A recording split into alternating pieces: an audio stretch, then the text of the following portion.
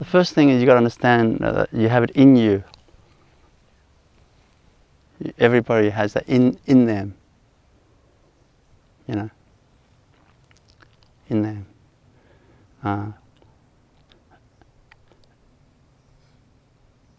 You have to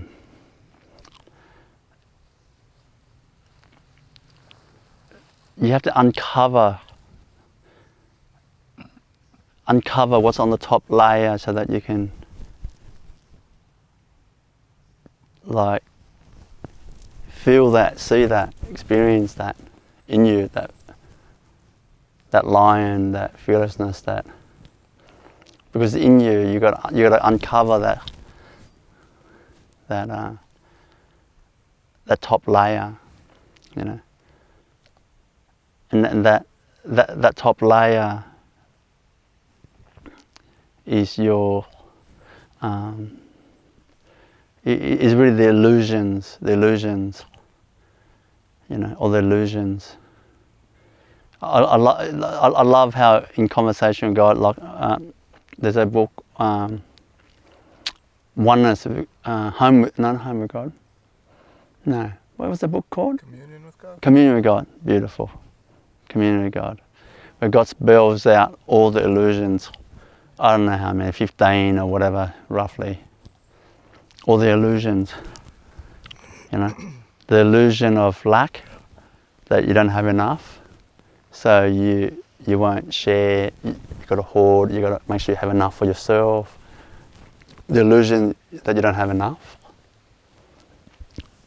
The illusion of superiority, that you're more better than another. That's an illusion. That tree is not better than that tree. Never thinks that way.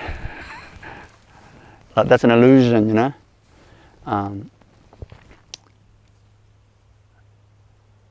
The illusion of separation, that we're actually separate.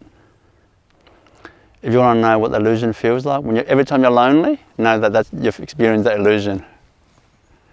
The illusion of separation is an illusion. It's not real.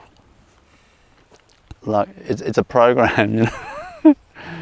It's a program. It's made up, basically. It's not real. So that's why we have to uncover that. We have to clear that out, and you clear that out through what I was teaching today. You know, like every time you basically increase your awareness. The more your consciousness increase, your awareness increase, you see through the illusion. Not only see through the illusion, but when your awareness increase, the illusion, in energy form of it, it dissipates. And that's exactly how I heal someone. For example, let's say it's a Torah transmission, or anything like that. All I'm doing is I'm putting my awareness, and my awareness moves into your being and becomes one with your being. You know, one with your being, and then from there I can perceive where is unbalanced. And then I zoom into that, and I perceive it, I stay with it, I feel it like that. And then as I'm staying with it and seeing it with the awareness, not these are physical eyes, it's inside, you see.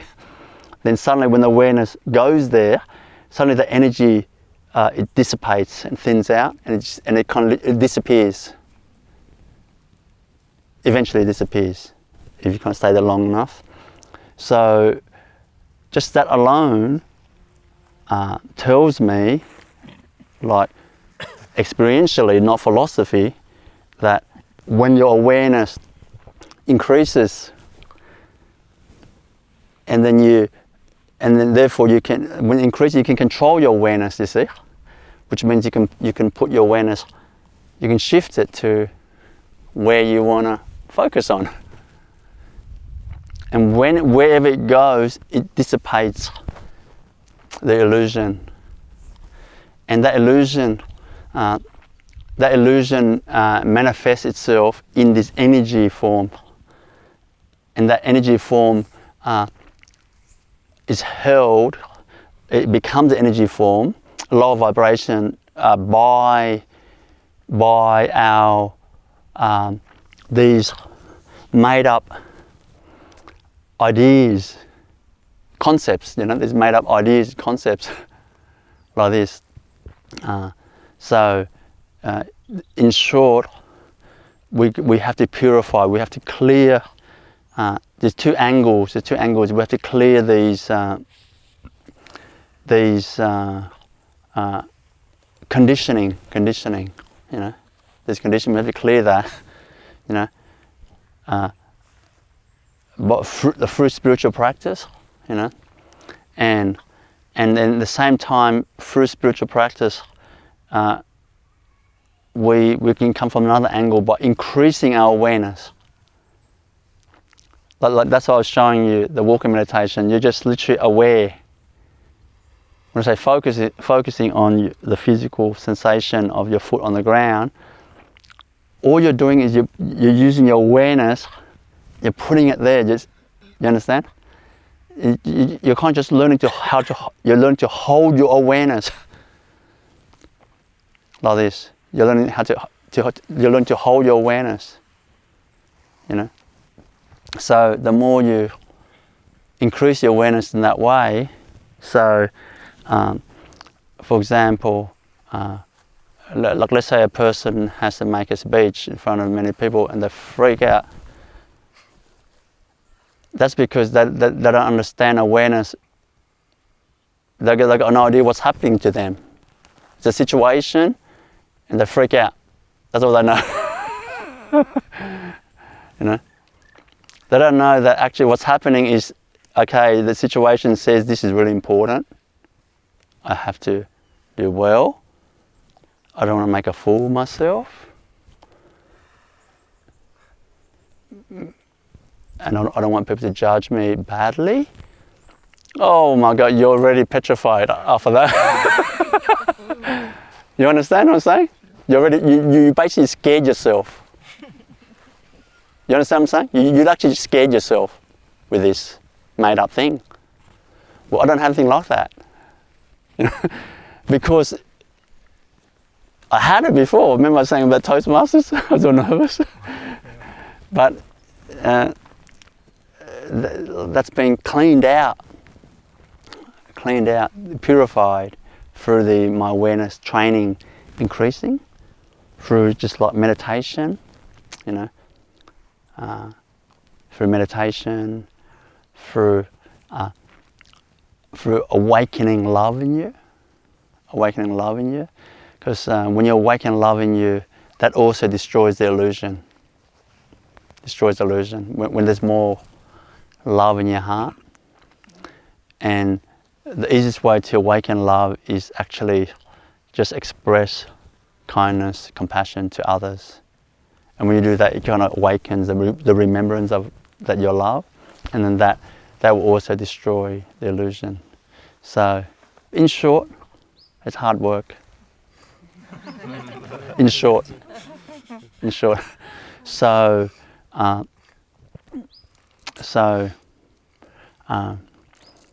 when I look at a person,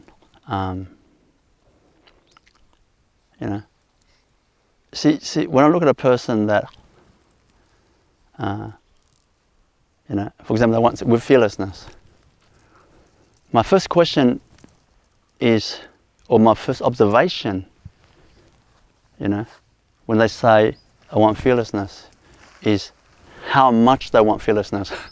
You know what I mean? How much they want. So suddenly, if God said to him, okay, my child, I'll give you fearlessness, but I'll take $1 million away from you. You'll lose your house. You'll lose your car. You lose your job, high-paying job. You'll be out of money. You might even be a street person. What are you going to say? But you have fearlessness. But you have fearlessness. Make it all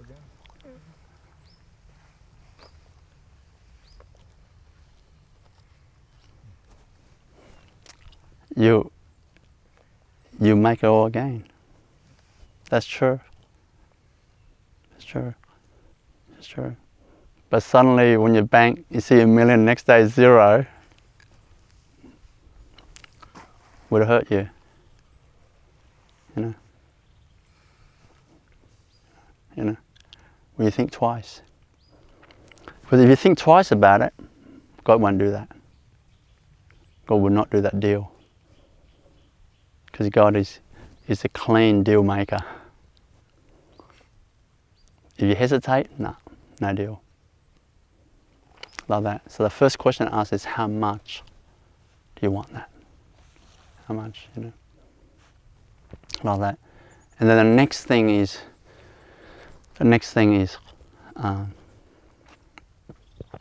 like, how much are you willing to go through with that? How much can you endure? You know, the master will be looking at that. You know, because can you imagine if you're a tennis coach and you're trying to train someone to win Wimbledon one day, and they say their dream is to win Wimbledon one day, and the parents send the child has a dream to win Wimbledon, and then you're the coach, and you train the child, and every time you tell the child, that was a terrible shot, don't do it like that, I'll show you, this is how you do it, and child starts crying and weeing their pants.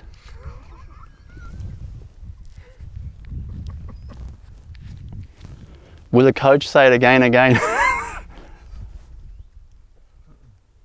Unless it's really cold-hearted. If he has some compassion, he or she will stop that. Correct or not? Yeah. Mm-hmm. Correct or not? Correct. In the same way, the master is training, you know, is clearing, you know. It's like to clear these conditioning directly, the master is directly intervening, pulling it out. It's not just, one method is just transmission, clearing that out, that's one method, but another method is just directly, you know, pulling it out like that, you know, but not exactly like that, but in like the master's piercing knowing and clarity and lion-like will confront that, and then that energy will just disappear. But if the person feels, oh, what's the master going to do? What's the master going to do? So the master will look at that, and how much can they go through it?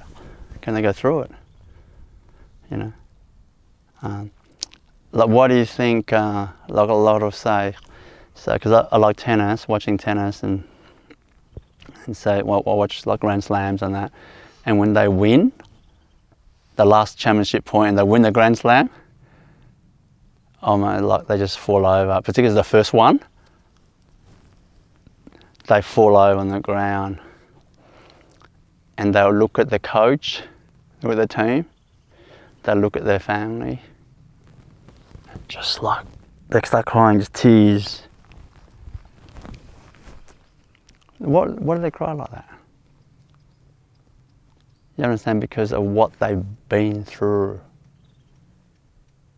The hardship. what they've been through.